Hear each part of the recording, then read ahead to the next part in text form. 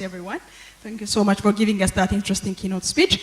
The next speaker is going to be Ato Dubale, who has been also in the first Dream Conference. He will also give us his very interesting speech. Thank you so much. Give him a round of applause once again. Thank you.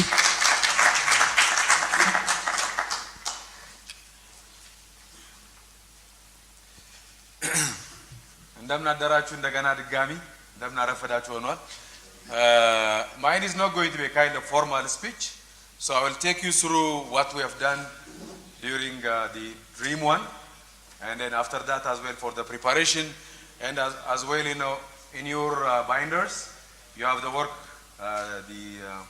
the agenda for the 3 days, so I will go also through that very briefly.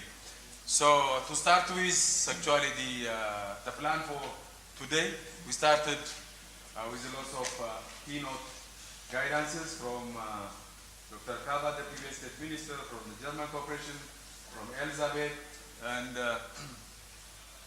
thank you, sir. And as well from the new state minister as well, Professor Admasu.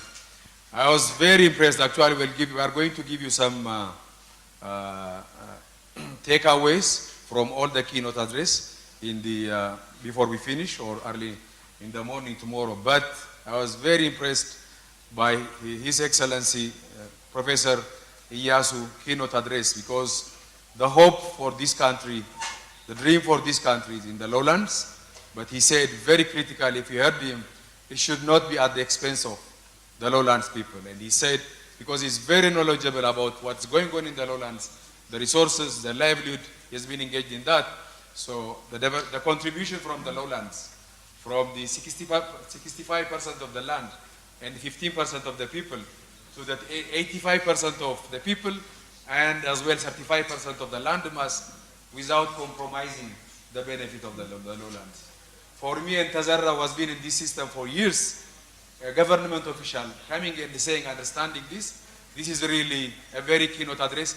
I wanted him to be here to hear that and take our message, but we'll take him. I think although he's not here, for all the progress the government is showing, the commitment, having the policy, as well as this level of understanding to the lowlands, what we are going to do in the lowlands is not going to affect the lowland people in the lowlands, their mobility, lives of production. I think let's have a round of applause for the government. The long way we came, having a national policy and people speaking the same language, because it has been said we need to settle these people. Now we moved from that, and now we need to understand their livelihood, we need to support them, they will contribute to the national economy without affecting their livelihood. That is really a big achievement for those of us who has been in the system, Professor Getachew and the others, Brooke, and I see a lot of people here. So this is really a big achievement. So that's a very good keynote address. Connecting with Dream 1 pre-events. So on the 16th, what we are going to do tomorrow, in the remaining days, we'll have the Dream 1 update and also understand the difficulties and the need, that Dream 1, we had lots of hope and plans, but we will see, to what extent we really achieved our objective. We will see that one, and as well, how we can better organize. When we finish today, we have a lot of assignments we'll explain later on. So we'll come up with an action item, how we can best do to achieve the dream vision. Tomorrow we'll have a very interesting day, and we'll be getting coordination in action. What has been tried by PSNDP and new initiatives, the Lowland Livelihood Resilience Project of the World Bank, how they are going to coordinate and implement this huge $500 million USD program, and as well from USAID as well. We have good lesson at a small scale in our previous flagship activity, Prime, most of you may know. We will share that one, myself and Jennifer as well. And we'll also hear the experience from SCDR and others as well.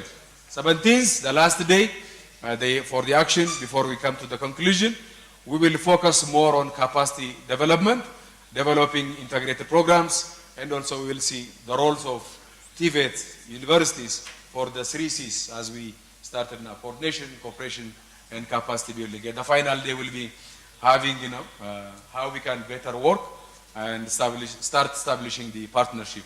Next slide, please.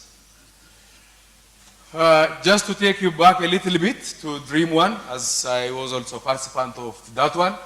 In Dream 1, we hold it in Samara. I think most of you, I can see the faces you attended that one. We had around 200 active participants, and that really helped us to see what is going on in the region, the country, in terms of lowland development. Huge resource. Several projects were implemented, but we realized that we are not talking to each other.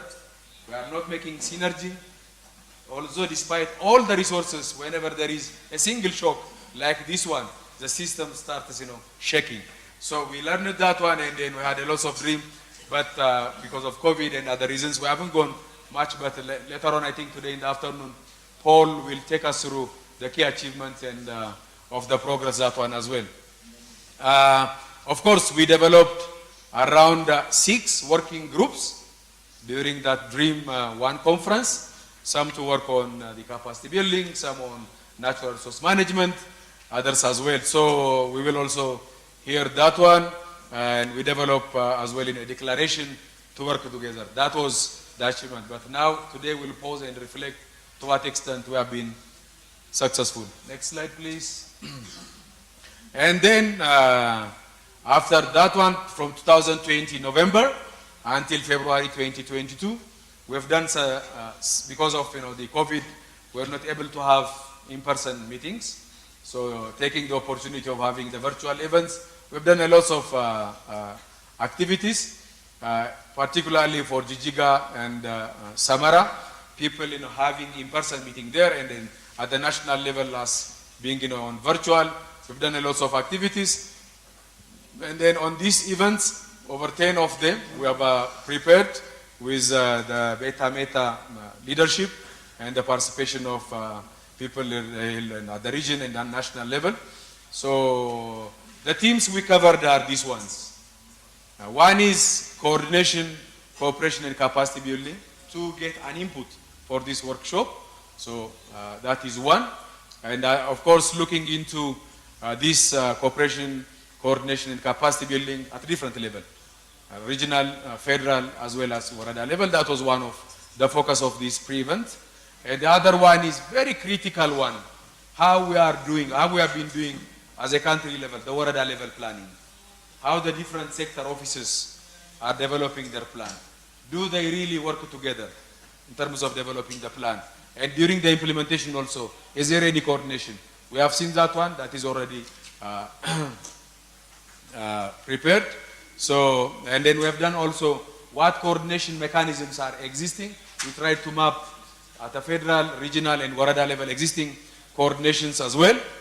So that one, I will come to that one, but we have a posters there about all these pre-events. So those of you who are not able to attend, you can go and see later on what have been the outcomes. And as well in terms of integrated capacity building, particularly for job creation and lowland development, looking into the Warada design and the implementation. So what can be done and what could be the role of the TVETs and the local universities. One was one of the focus of those pre-events of that one. The other one, of course, the key resource in the lowland is rangeland management, natural resource management. We also focused on that one. So those of you who were able to attend, you will see those posters. And those of you who are not able to attend all these pre-events, Meta and the GIZ, they prepared generously these posters. And you will go and see which ones are really interesting to you. And on which ones you want to contribute. On which ones you want to coordinate and collaborate. So later on, we'll give you stickers, 2 kinds of stickers. One is orange, and another one is, it's already on the table, on your table. Elizabeth is showing you. One is orange, one is white. White, those of you who haven't attended, who have never